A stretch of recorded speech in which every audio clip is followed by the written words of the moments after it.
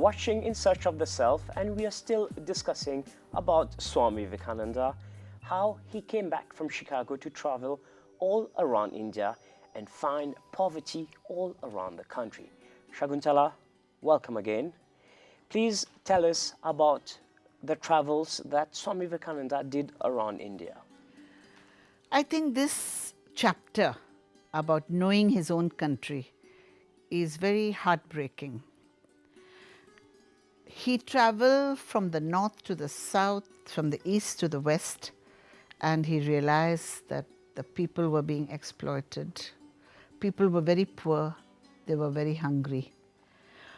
You are talking about millions of people, and there were just a few people who had money. Yes. But Swami wanted to know how he can help the poverty-stricken masses of India.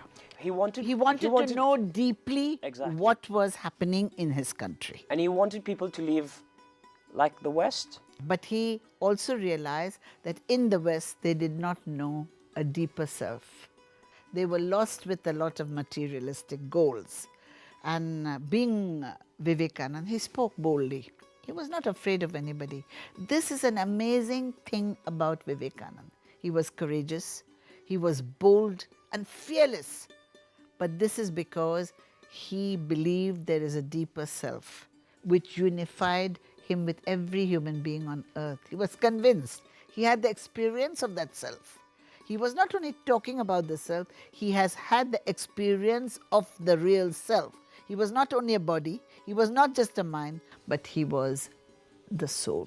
He had experienced that. Was it a way he expressed himself? Somehow I can connect that it was his guru talking through him. The guru does speak through the disciple, but the guru also gives a certain freedom because the times are changing.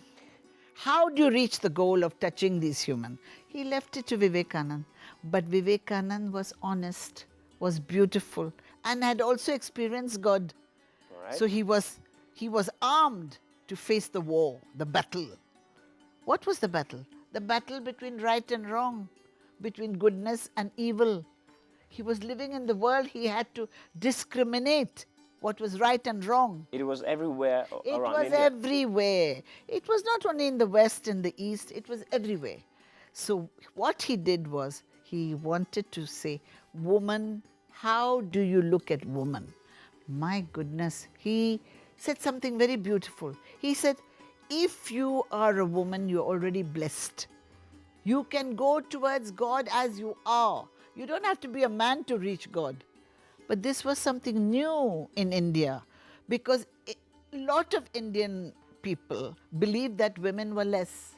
Yeah, it's true. Everybody believed that women were inferior. Yes. He said, no, my mother who has given me everything, Bhuvaneshwari, she has taught me love of God. Yes. So he adored his mother, and this adoration of the mother he translated into his understanding of Nivedita, who comes as a follower from the West. It's a conscious appreciation. And he also saw that as a soul, there is no question of men and women. They're all the same. Yes. In the eyes of the source, in the eyes of God. So I think this is a very beautiful part of Vivekananda. He saw women and men as independent sources of light and able to do everything. So what is he did not feel women are inferior in any way. What is the role of women in the face of Swami Vivekananda? In the business of living, if you are a mother, you have to do the role of a mother. Yes. If you are a wife, you do the role of the wife. If you are doing something in the kitchen, put your heart and soul in the kitchen. If you are sitting down to serve the country, you serve the country. Whatever you are doing, you be pure, you be truthful, you be sincere. I think this is the message deeply of the Master. Vivekananda talked of honesty, talked of truthfulness, Satya Jayate. You know what Amir Khan is doing nowadays, yes, talking about this importance of truth. Yes. The same thing Vivekananda has been talking 100 years ago. He said you can only win if you speak the truth. Yes. If you are lying and bluffing and fooling the world, how can you go ahead? Well, he was the first religious leader in India to understand and openly declare the real causes of India's downfall. He was courageous. He said, we have to grow up as people. We have to work hard. We can't be lazy. Why should we be lazy and sit down and expect everybody else to do our work? There was an immediate necessity to provide food to millions. Yes, and he went to the West and he said, look, we don't want religion. We have enough. We want to have enough capital to be able to do something with our country. Basic necessities to begin with. Basic necessities. We must know how to attack poverty. This was one of the greatest challenges that he put before everybody. Again, I say we must learn about the biography of this wonderful man. You can go on the YouTube, you can go on so many sources to know the life of this man. But it's important to know that he loved music, Roshan. He used to sing. And when he sang, people would have tears in their eyes because he talked about his love for God. So he would sing bhajans? Kind of bhajans, and love of God was there permeated. So bhajans, songs of celebration, songs of rejoicing, songs of joy, songs of the terrible pain of his country. So many things became the theme of his song. So a happy soul is easy to connect with, and people loved him. No, adored him. Adored because they realized this is a man who's the man of the hour. He has come to bring some Change. energy. He even improved the ways of agriculture because he realized that there was a lot of so many areas, so many people areas. were dying of hunger, and he did realize that improving agriculture will increase the supply of food But of for course, Indians. and simplifying our lives. I think this is the beautiful message. Rely on yourself. Stand up. Take responsibility for your work, for your life. Don't sit down and say, I don't know, I don't know. He did not like the tamasic energy. He did not like the lazy energy. He wanted us to take our responsibilities as human beings on planet Earth. Well, he sounds like someone who's taken a lot of right decisions in his life. Where did he get all the inspiration? According to me, he was groomed. A good family, a beautiful mother, a beautiful father, growing up, and of course his teachers must have also seen this man is very brilliant. The society around had good and bad, but he chose the right friends. He chose the right... Look at the monastic order, the Ramakrishna order. It's full of brilliant people. He attracted all these brilliant minds, these brilliant souls in the Ramakrishna mission. And they all, Abhidananda, so many... My goodness, you have the head of the Ramakrishna mission.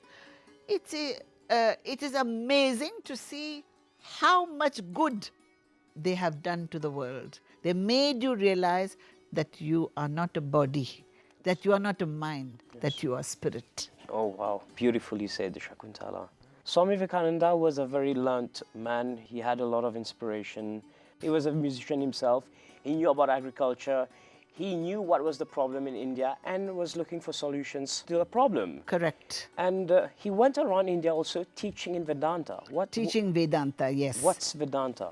Vedanta is the search for the real self, search for truth. The whole of India is about Vedanta.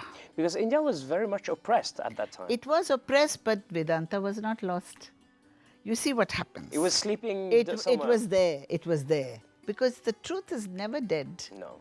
Truth cannot die. Truth shall out. Yes. Truth will come out sooner or later. And when Vivekananda started preaching, he preached the Vedanta. Now the Vedanta doesn't come from Vivekananda. It comes from the rishis, the munis, the sages of India who had always talked about Vedanta. The Upanishads talk about that, the truth. So he spoke about those truths, but in simple words. You see, Roshan, now you're a modern boy. I must talk about the Vedanta in a modern language to you.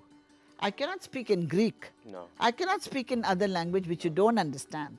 So, according to me, Swami Vivekananda spoke in very simple ways to make people understand the And Vedanta. connect to them. Yes, and what was the Vedanta? Vedanta, it says you are immortal. You are never going to die. Even when I burn you, there is something in you which will never die. So he taught you that you're immortal. Then he taught you, you are joy.